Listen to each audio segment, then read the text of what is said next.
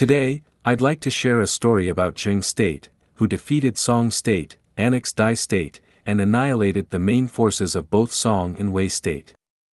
Although Zheng Zhuang Gong achieved a great victory and demonstrated remarkable military strategy and power, he was not recognized as one of the 5 hegemons of the spring and autumn period because he lacked benevolence and morality. When the smaller country of Dai State sought help from Zheng Zhuang Gong, he took advantage of their vulnerability and annexed them, which was an immoral act. However, morality and warfare don't always correlate, and many immoral parties have won battles in history. Although their actions should be condemned, their victories cannot be denied. Among the 5 hegemons of the spring and autumn period, there was a leader who had lower military power but had high moral standards and benevolence. We will share more about this leader later. Moving on to the story, King Zhou found out that Zheng Zhuang Gong had falsely proclaimed himself as the king and had previously mistreated him. He decided to attack Zheng State, but one country alone could not defeat Zheng State. Therefore, he formed a coalition with other countries, hoping that Zheng State's use of false royal orders would unite State and Lu and draw in more countries to his side. However, the opposite happened. The major countries, Qin and Jin, were busy with their own affairs, while Qi and Lu were forming an alliance, so they had no interest in the war. Thus, only Kai, Chen, and Wei participated in the coalition. This battle was crucial for King Zhou, as his reputation was dwindling, and no one was listening to his orders. Winning this battle could boost his reputation, but losing would reduce it to 0. Hence, he led the army personally.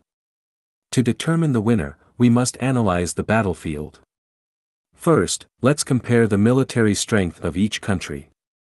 If each country has a military power of 100, Zheng State is a superpower with a combat power of about 95, and as the defensive side, they will fight with their full force.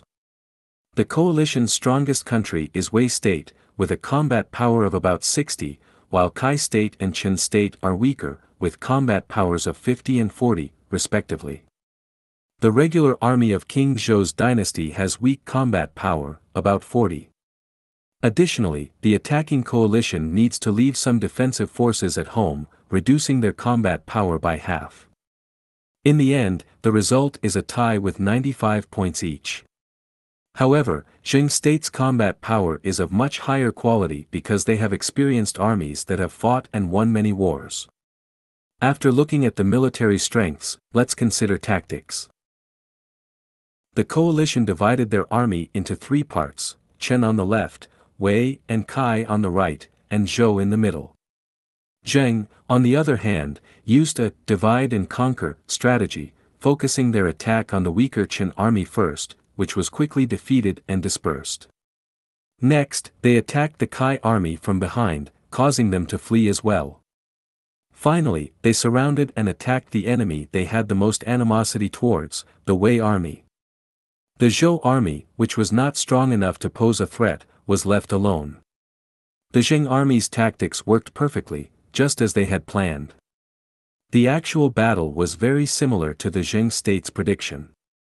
Chen's army was frightened and fled before Zheng's army even reached them. The Kai army put up a bit of a fight, but eventually fell under the pressure of Zheng's 2-pronged attack. Meanwhile, the Wei army managed to withstand the first round of attacks but was later completely destroyed when Zheng attacked from both the front and the back. The Zhou king, who was caught in the middle of the battle, could only flee for his life. As he ran, one of Zheng State's generals shot an arrow at him, hitting him in the shoulder. Although the arrow only grazed him, the king was still furious and embarrassed. When he returned to his camp, he found that the Chen and Kai armies had scattered, and only half of the Wei army remained. The king had no choice but to retreat, but he was still ashamed of his defeat. Just then, the prime minister of the Zheng State arrived with food and livestock, apologizing for the actions of a few rogue generals who had acted without orders. The king was comforted by this and eventually withdrew his troops.